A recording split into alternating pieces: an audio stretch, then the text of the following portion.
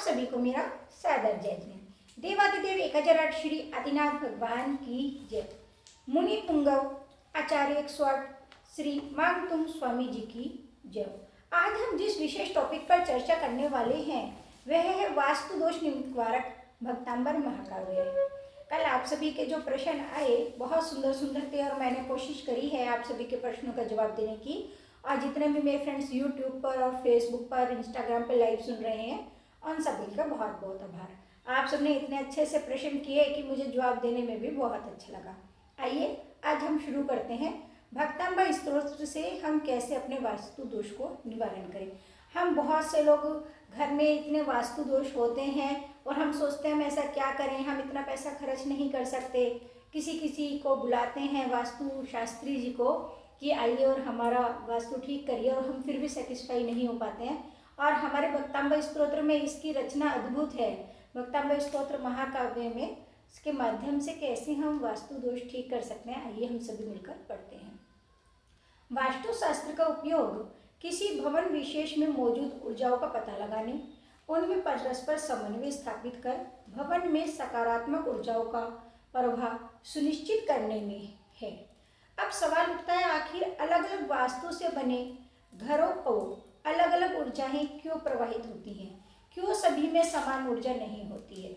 दरअसल हमारे चारों ओर सकारात्मक और नकारात्मक दोनों तरह की ऊर्जाएं घूमती रहती हैं अर्थात प्रवाहित होती रहती हैं। सौर मंडल में सभी तरह की ऊर्जाएं समाहित है। ये ऊर्जाएं स्थान और वातावरण विशेष में आकर्षित करती हैं। सकारात्मक ऊर्जाएं सकारात्मकता को और नकारात्मक ऊर्जाएं नकारात्मक एनर्जियों को अपनी तरफ अट्रैक्ट करती है। जैसे अगर हम अपने फ़ोन से किसी को नंबर मिलाना चाहते हैं, मान लिया मैं रीना जी से बात करना चाहती हूँ, मैं परिधि जी से बात करना चाहती हूँ, तो अपने फ़ोन में ऐसा तो नहीं है मैं किसी भी नंबर को डायल किया और मेरी उन्हीं से ही डायरेक्ट बात हो जाएगी।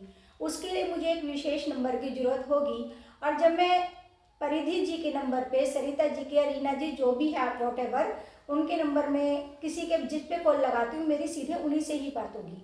ऐसे ही वास्तु का एक पॉइंट है कि जब हमारे घर का जो भी जोन इनबैलेंस अगर वह बैलेंस होगा तो सकारात्मक ऊर्जाएं ही हमारे घर में प्रवेश करेंगी।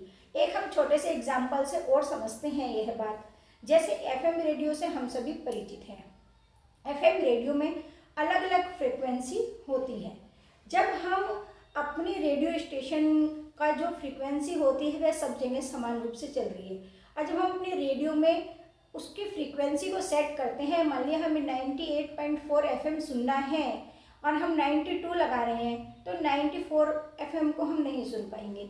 और जैसे ही हम उसकी फ्रीक्वेंसी को सेट करते हैं हमें हमारे गाने सुनाई दे जाते हैं। एक निश्चित फ्रीक्वेंसी सेट करते ही वस्तुतः होता क्या है, सभी एफएम चैनल्स की आवाज़ें हमारे पास से गुजर रही होती हैं, लेकिन जब हम एफएम रेडियो को निश्चित फ्रीक्वेंसी पर लगाते हैं तो वह उसी चैनल को पकड़ता है जिस चैनल को हम सेट करते हैं, अन्य किसी चैनल को वह नहीं पकड़ता है। सेम एक एग्जाम्पल के द्वारा हम और समझेंगे। हमारी क्लास में बहुत सारे स्टूडेंट्स बैठे हैं और मुझे प्रश्न करना है कि आप बताइए प्रश्न, आप बताइए उत्तर। मैडम ने क्वेश्चन किया, मैं आपसे प्रश्न कर रही हूँ कि सारिका जी आप प्रश्न का जवाब दीजिए। अब क्लास में 3 सारिकाएँ बैठी हैं, 3 सारिका नाम से स्टूडेंट हैं, लेकिन एक उसमें जैन है, एक उसमें अग्रवाल है, एक उसमें यादव है। तो जैसे ही मैं बोलूँगी सारिका यादव आप बताइए इस प्रश्न का उत्तर, तो सारिका यादव ही उठेगी। तो इसी तरह से वास्तु का भी प्रभाव है कि हम जिस जोन में जो चीज़ होनी चाहिए अगर हम उसी जोन में उसे स्थापित करते हैं तो उसकी फ्रीक्वेंसी बढ़ जाती है और वहाँ पर सकारात्मक ऊर्जाओं का संचालन होता है। आपको यह सभी बात क्लियर हो गई होगी। अगर किसी को कुछ भी डाउट है तो आप मेरे से अभी कमेंट बॉक्स में पूछ सकते हैं। जी बिल्कुल बिल्कुल जी। अब हम मेन इसमें सकारात्मक ऊर्जाओं से हमें इसका लाभ क्या है, वास्तु में सकारात्मक ऊर्जाओं का लाभ क्या है।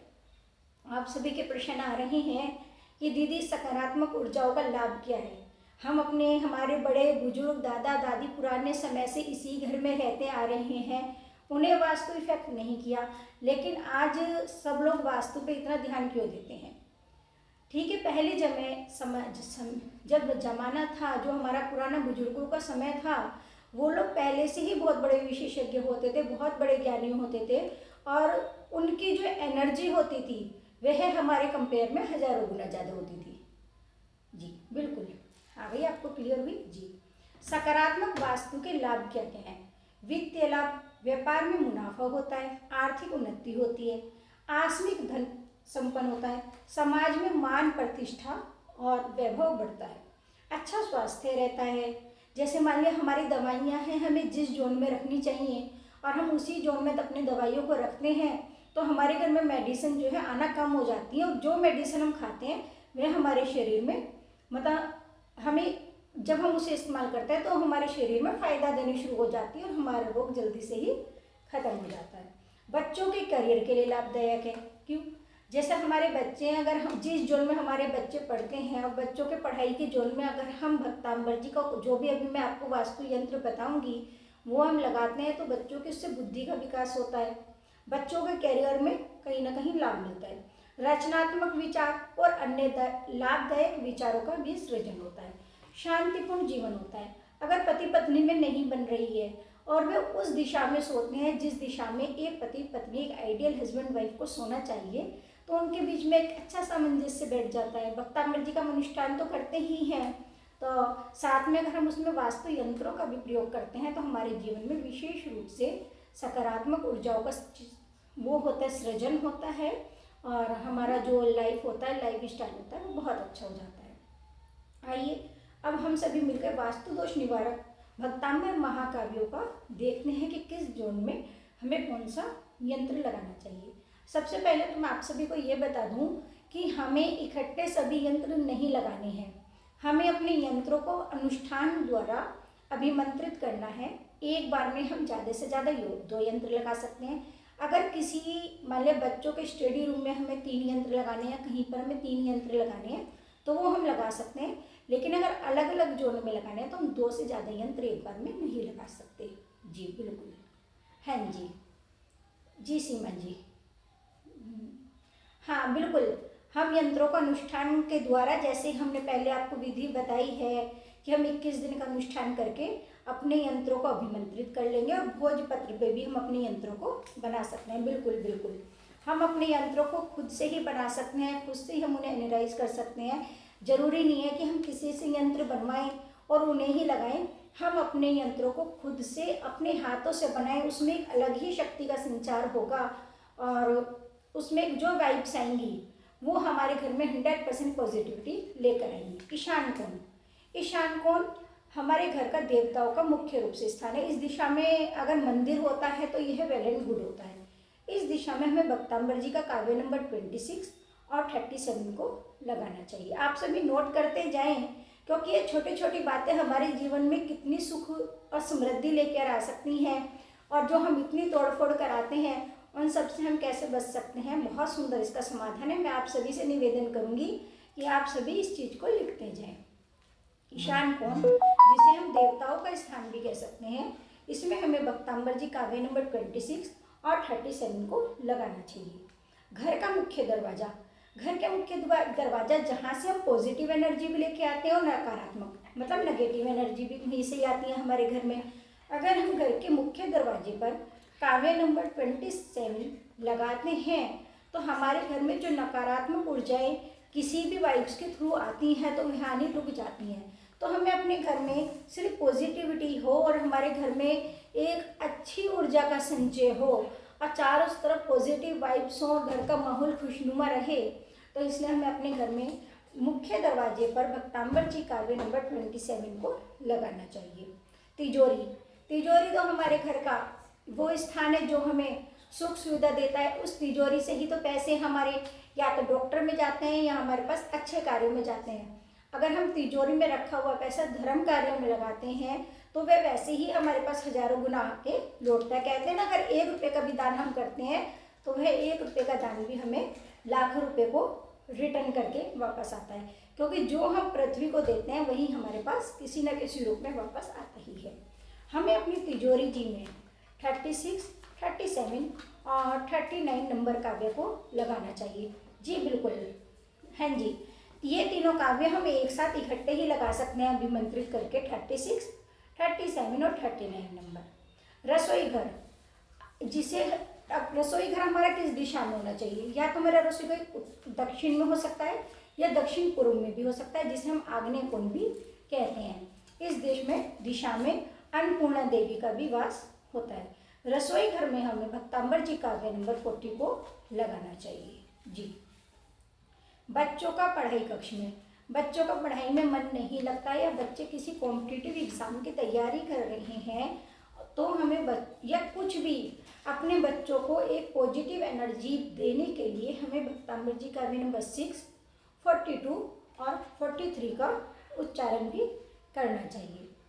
हॉल में, आज जिस हॉल में हम पूरे परिवार के साथ बैठते हैं, सुबह को नाश्ता करते हैं डाइनिंग टेबल पर, उसमें दादाजी भी बैठते हैं और परिवार के बड़े जो भाई हैं बहनें हैं सब लोग जहाँ इकट्ठे बैठकर नाश्ता करते हैं, मेहमान जिस रूम में आकर बैठते हैं हमें उस रूम में भक्तांबर जी काव्य नंबर 35 को लगाना चाहिए। दवा रखने के स्थान पर, बहुत ज़्यादा बीमार हैं और दवाइयाँ दिन पे दिन घर में बढ़ती ही जा रही हैं और दवाइयाँ लग ही नहीं रही हैं, डॉक्टर को दिखाते दिखाते परेशान हो गए हैं। तो ऐसे में हमें दवा वाले स्थान पर जहाँ हम अपनी दवाई रखते हैं, वैसे तो दवाई हमें ईशान कोण में ही रखनी चाहिए क्योंकि वहाँ हमें देवताओं का आशीर्वाद भी मिलता रहता है ईशान कोण में रखने से। और अगर हम ईशान कोण में दवाई रखते हैं तो हमारी दवाइयाँ जल्दी ही बंद भी हो जाती हैं। फिर भी अगर हम दवा वाले स्थान पर भक्तांबर जी काव्य नंबर 45, वैसे भी उद्भूत भीषण जलोधर भार बहुना शोच्याम दशामुपगताश्च्युत जीविताशा त्वदपाद पंकज रजो मृत दिग्ध देहा मर्त्या भवंति मकर ध्वस्तुल्य रूपा। आदिनाथ भगवान के चरणों के स्पर्श मास से ही जो असाध्य रोग खत्म हो जाते हैं, उस काव्य को हमें अपने दवा के स्थान पर लगाना चाहिए। नैतक्य कोण, अर्थात नैतक्य कोण में जो सबसे भारी होता है, जो मालिक का स्थान होता है, जहाँ पर घर के मुखिया को सोना ही चाहिए, उस स्थान पर हमें भक्तांबर जी काव्य नंबर 10 और 21 को लगाना चाहिए। 20 नंबर 1 काव्य इसलिए लगाया जाता है जिससे वह परिवार का मालिक पूरे परिवार में सामंजस्य से बिठा सके और परिवार में उसके द्वारा इंस्ट्रक्शन देने पर घर के सभी सदस्य उसे फॉलो करते हैं और आपस में उनमें प्यार और मोहब्बत बनी रहती है। अब वाहन में, हम बाहर पूरे दिन जाते हैं तो हमें डर रहता है कि कहीं कुछ हो ना जाए, एक्सीडेंट ना हो जाए या किसी भी तरह से वाहन दुर्घटना ना हो जाए, तो इसके लिए हमें अपने वाहन में भक्तांबर जी काव्य नंबर 14 को लगाना चाहिए। ऑफिस में, अगर हम अपने ऑफिस में कार्य कर रहे हैं और हम चाहते हैं हमारे ऑफिस में क्लाइंट्स आते रहें, तो हमें अपने ऑफिस में भक्तांबर जी काव्य नंबर 21 को लगाना चाहिए। यह छोटे छोटे काव्य, जैसे कि आप सभी देख रहे हैं, छोटे छोटे काव्य देखने में लगते हैं लेकिन ये अमृत और बाण की तरह काम करते हैं। जो काम कोई बड़े से बड़े वास्तुविज्ञ नहीं कर पाए, उन कामों को इन हमारे भक्तांबर जी महाकाव्यों ने उनके चमत्कार कर दिखाए हैं। मैं आप सभी से निवेदन करूंगी कि आप एक बार भक्तांबर जी के काव्यों पर विश्वास करें तो निश्चित तौर पर मेरी गारंटी है, मेरी क्या, ये तो सर्वविदित है और प्रत्यक्ष को प्रमाण की कोई आवश्यकता नहीं है। तो आप सभी इन काव्यों को इस्तेमाल कर सकते हैं अनुष्ठान की विधि के साथ, ऐसी छोटी छोटी बातों के साथ। और आपसे बाकी कल फिर मिलना होगा ही, तो तब तक के लिए सादर जय जिनेंद्र।